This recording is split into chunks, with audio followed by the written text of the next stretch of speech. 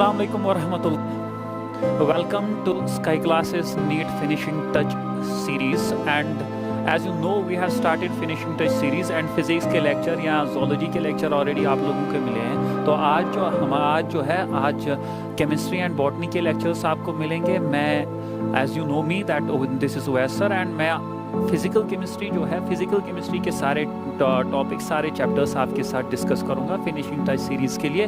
तो आपका time waste किए बिना लेट अस स्टार्ट। हमारा जो फिजिकल केमिस्ट्री जो है, फिजिकल केमिस्ट्री में हम पहले 12 पार्ट करेंगे, फिर 11 पार्ट करेंगे।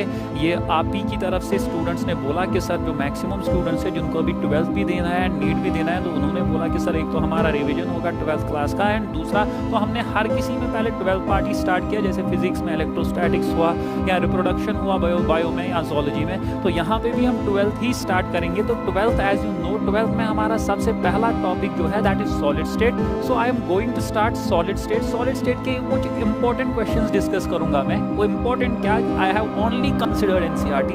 मैं एनसीईआरटी से बिल्कुल बाहर नहीं गया हूँ, मतलब आई हैव वर्कर्स, मतलब थोड़ा सा एफर्ट दिया है। तो मैं आपको दिखाऊंगा कि एनसीईआरटी के सारे क्वेश्चंस जो है कवर होंगे। तो आई होप कि इसी में से आ जाए और आएगा भी इसी में से। और सॉलिड स्टेट जो है, सॉलिड स्टेट डेफिनेटली एक सवाल इसमें आता है, एंड वो सवाल बहुत इजी होता है, बहुत इजी से इजी सवाल सॉलिड स्टेट में पूछा जाता है। तो moving on to the first slide, हमारा पहला सवाल जो है that is the incorrect statement in the following is. तो एज यू नो कि हमें स्टेटमेंट बेस्ड सवाल आए हैं, तो स्टेटमेंट बेस्ड सवालों में भी पहला ही सवाल जो मैंने यहाँ पे रखा है that is the incorrect statement in the following is. तो सबसे पहले क्या है, the ionic crystal of AgBr, the ionic crystal of AgBr shows, the ionic crystal of AgBr shows Schottky defect या has Schottky defect। as you know AgBr NCERT ने लिखा है, NCERT की लाइन मैंने यहाँ पे लाई है। फॉर एग्जाम्पल उसने लिखा है NaCl, KCl, CSCl and AgBr दिखाते हैं Schottky इफेक्ट, Schottky डिफेक्ट। और उसके साथ साथ उसने NCERT में ये भी लिखा है, it may be noted that AgBr shows both Frankel as well as Schottky defect। AgBr जो है वो फ्रैंकल डिफेक्ट भी दिखाता है, Schottky डिफेक्ट भी दिखाता है। तो हमारा स्टेटमेंट है the ionic crystal of AgBr show Schottky defect. तो क्या ये सही है? ये बिल्कुल सही है, लेकिन मुझे ऊपर बोल रहा है इनकरेक्ट स्टेटमेंट कौन सा है। तो moving on to the next one, the unit cell having crystal parameters A equal to B not equal to C and alpha equal to beta equal to gamma.